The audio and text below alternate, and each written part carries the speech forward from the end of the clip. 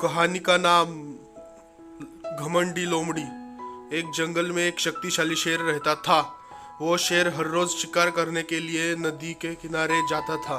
एक दिन हर रोज की तरह जैसे शेर नदी के किनारे से वापस लौट आ रहा था, तब उसे एक लोमड़ी दिखाई दी। शेर जैसे ही उस लोमड़ी के पास पहुंचता है कि लोमड़ी उसके कदमों में गिर जाती है।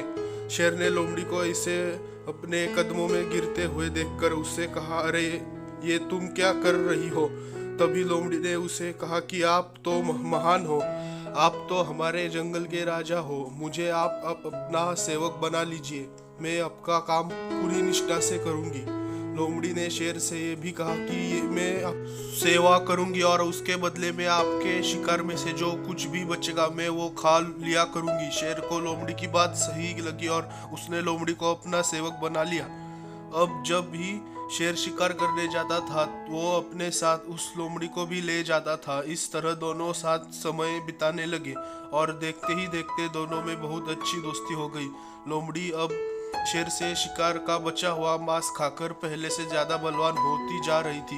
एक दिन लोमड़ी ने शेर से कहा कि अब मैं भी तुम्हारे जितनी बलवान हो गई हूँ, इसलिए मैं आज हाथी पर वार करने के बारे में सोच रही हूँ। मैं आज हाथी पर वार करूंगी और मेरे खाने के बाद जो मांस बचेगा वो तुम खा लेना।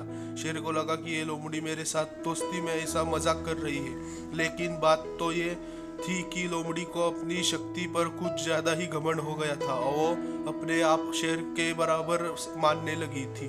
लोमड़ी पेड़ पे चढ़कर बैठ जाती है और हाथी का इंतजार करने लगती है। शेर को हाथी की ताकत का पहले से ही अंदाजा था, इसलिए वो लोमड़ी को समझाने की कोशिश कर रहा था, लेकिन लोमड़ी समझने के लिए तैयार ही नहीं थी। तभी पेड़ के नीचे से एक हाथी गुजरता है।